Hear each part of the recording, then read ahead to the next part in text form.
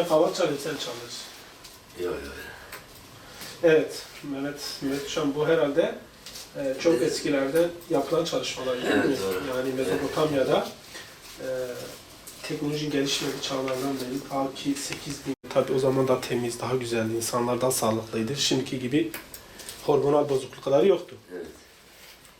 Ben bu işi çok seviyorum. El işi gerçekten bölgemiz için uzatırız bunları. İnşallah. Evet, sepetimiz bitti.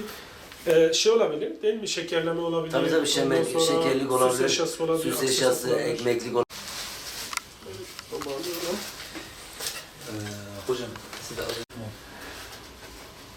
Şimdi detaylara mı gireceksin abi?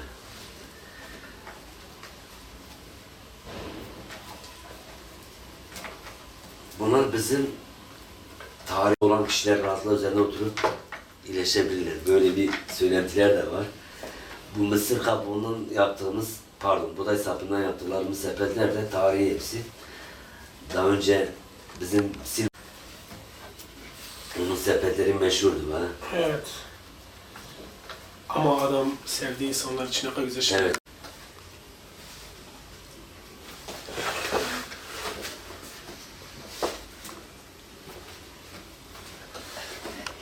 Veya gören insanlar çok nadir. Hem sepet örücülüğünde hem masa sandalye üretiminde her sanatı olarak çok ileride kalmış. Aslında bir de bir kültürel bir miras yani. Tabii kültür. Verilmesi lazım.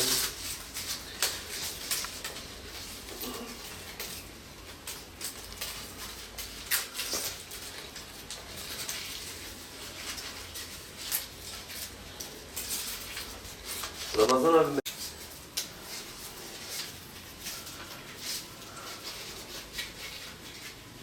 Milli Eğitim Bakanlığı'na bağlı halk eğitim merkezlerine çalışan kadrosu usta öğretici. Bu usta öğreticiler ek ders karşılığında derse girip istihdam amaçlı kurslar açan kişilerdir. Usta öğreticiler hepsi 657 tabi tutuluyor. Halk eğitim merkezlerinin ihtiyaç halinde çalıştığı eğitmenlerdir. Bunlara herhangi bir statüsü, ünvanı yoktur. Bizler ek ders karşılığı ücret alıyoruz. Atıyorum bir usta öğretici ayda 120 saat derse giriyorsa yaklaşık 2100 TL maaş almakta. Bu da asgari ücretin altında bir ücret. Bu ücretlerle insanlar ev geçindiriyor. Kira, elektrik gibi ödemelerini yapıyor. Yani büyük sıkıntılar yaşıyoruz. Ek derslerimizde bayağı sıkıntılar yaşıyoruz. Bunun üzerinde resmi ve dili bayramlarda usta öğreticilerde kesintiler de yapılmakta. Yani bu 2100 TL yaklaşık bir 900'e de düşmektedir. Usta öğretici arkadaşlarımız 16 Mart'tan önce kursu açık olanlar bakanlığın genelgesiyle modül üzerine, modülü devam eden arkadaşlar ücretlerini aldı. Ama modülü biten arkadaşlar hiçbir tanesi Mart ayından bu yana ücret almamakta. En son Cumhurbaşkanımızın 17-11-2020 tarihinde Cumhurbaşkanlığında yapılan açıklamada yeni bir eğitim öğretime ara verildi. Bu süreç içerisinde yine arkadaşlarımız mağdur kaldı. Yani Mart ayından bugüne kadar bütün usta öğreticiler şu an geçim sıkıntısı yaşamakta. Herhangi bir gelirleri yok. Hepsi mağdur durumda. Elektrik, kira, doğalgaz gibi borçlarını ödemiyorlar. Devletin en önemli konulardan biri devletin verdiği desteklerin hiçbir tanesinden faydalanamıyor. İşsizlik maaşı bile alamadılar bu arkadaşlarımız. Şu an geçim sıkıntısıyla çok geçim sıkıntısı yapmak için büyük mücadele ediyorlar ama herhangi bir gelir olmadığı için devletin de verdiği desteklerden faydalanamadığından dolayı sıkıntılar yaşamakta. Şunu da üstüne basa basa söylemek istiyorum. Usta öğreticiler devletin verdiği gıda yardımlarından bile faydalanamadı. Çünkü 657'de tabi olduklarından dolayı. Şimdi Mart ayında bakanlık alınan genelgeyle usta öğretici ve ücretli öğretmenler ek ders karşılığında ücretlerini aldılar. Tabi bu usta öğreticiler modüller kapsamında ücret aldılar. Modülleri bittikten sonra açamadı. Bazıları 1 ay aldı, bazıları 2 ay aldı, bazıları 10 günlük bir ücret aldı. Ücretli öğretmenler Haziran ayına kadar ücret alırken usta öğreticiler modül süresine göre aldılar. Dediğim gibi bazıları 1 ay, bazıları 2 ay, bilemediniz 10 günlük de ücret alan da oldu. Ve yine mağduriyet yaşandı. Yine geçimsizlik ön plana çıktı. Yani biz dernek olarak elimizden gelen bütün çabalar harcadık. Yetkililerle görüşmeye çalıştık. Ne yazık ki Mart ayından bu yana insanlar mağdur, geçim yapamıyorlar, sıkıntıları çok. Eylül ayından bu yana kurslarımız açılması gerekiyordu. Ne yazık ki halk eğitim merkezleri tarafından pandemi süreci olduğundan dolayı çok kursları açmadılar. Diyarbakır'da yaklaşık 4000 usta öğretici varken en fazla 500-600 kişi kurs açtı ve şu an bakanlığın halk eğitimlere herhangi bir ücret ödeme talebinde bulunun diye bir yazıda ibarede gönderilmediğinden dolayı herhangi bir ücret de yatırılmayacak. Zaten Mart ayından gelen bir sıkıntı var. Pandemiden dolayı kurslar açılmamakta. Belli başlı branşlarda kurslar açıldı. Bu son 17-11-2020 tarihli Cumhurbaşkanlığımızın başkanlığında yapılan açıklamayla beraber bu maaşların da ödenmeyeceği, şu ana kadar herhangi bir yazı gelmediğinden dolayı maaşlar ödenmeyecek gibi görünüyor. Bundan dolayı insanlar çok sıkıntı ve zor günler geçirmekte. Derneğimizin üyelerinden birkaç kişi geçen hafta bize ulaştılar. Biz kendilerini ziyaret ettik evlerinde. Gerçekten elektrik faturalarını ödemez hale gelmişler. Elektrikleri bile kesilmiş. Bu sıkıntılar, buna benzer çok sıkıntılar var. Usta öğretici gerçekten bir üvey evlat muamelesiyle karşı karşıya.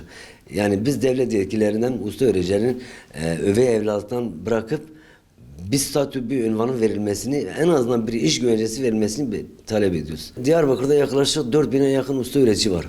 Spor, mesleki ve diğer branşlarda olmak üzere kültürel alanlarla beraber 4000'e yakın usta öğretici var. Türkiye genelinde ise 120.000'e yakın usta öğreticiler bulunmakta ve bütün usta öğreticilerin statüsü, konumu aynı. Hiçbirinin herhangi bir statüsü ve ünvanı olmadığından dolayı şu an herkes mağdur ve geçim sıkıntısı yaşamakta. Biz 81 ilde derneklerimiz var. Aynı zamanda Türkiye Mesleki ve Usta Öğretici Federasyonumuz da var. Her gün Ankara'da görüşmeler yapıyor. Eğitim Bir Sen destekçi sağ olsunlar ama herhangi bir cevap alamadık. Evet, iyileştirme yapacağız, yardımcı olacağız. Hep sözde kalıyor. Ne yazık ki biz kendimiz sizin aracınızda, sosyal medyadan kendi düşüncelerimizi, mağdur olduklarımızı dile getirmeye çalışıyoruz. Ne yazık ki kimse bizi görmüyor. En önemli konulardan şunu örnek vereyim. Biz pandemi sürecinde gönüllü maske tulum dikimi yapıyorduk. Bizimle fotoğraf çeken, sosyal medyada ve haber ajanslarına reklamını yapan şahıslar bile bugün bize sahip çıkmamakta, bizi görmemezlikten geliyor. Biz o insanlara soruyoruz. Vekiller olur, il milli eğitimleri olabilir, ilçe milli eğitimleri olabilir, kim olursa olsun. O karelerde bulunan insanlar şu an nerede? Neden bizi görmezlikten geliyorlar? Neden bizi gördüklerine yüzünü çeviriyorlar? Biz pandemi sürecinde Türkiye'de gönüllü maske diken, tulum diken insanlarız. Devletin en zor gününde biz devletimizin yanındaydık. Ne yazık ki şu an kimse bizi görmüyor. Biz usta öğreticiler olarak artık biz iş güvencesi istiyoruz. Çünkü yıllardır halk eğitim merkezlerinde çalışıyoruz. Halk eğitim merkezleri ayakta tutan, bel kemiği olan biz kadrosuz usta öğreticileriz. Bizler olmasa halk eğitim şu an gidin bakın hiç herhangi bir çalışma yok. Herkes yerinde oturur. İnsanlar mağdur, usta öğreticiler mağdur, üvey evlattan çıkmasını bekliyoruz artık. İnsanların bizi görmesi, özellikle hükümetin, devletin bu usta öğreticilere sahip çıkmasını istiyoruz. Biz onlardan ricamız bizi görün, mağduriyetimizi görün, sıkıntılarımızı giderin. Artık bize bir statü, bir ünvan, bir iş güvencesinin verilmesini istiyoruz.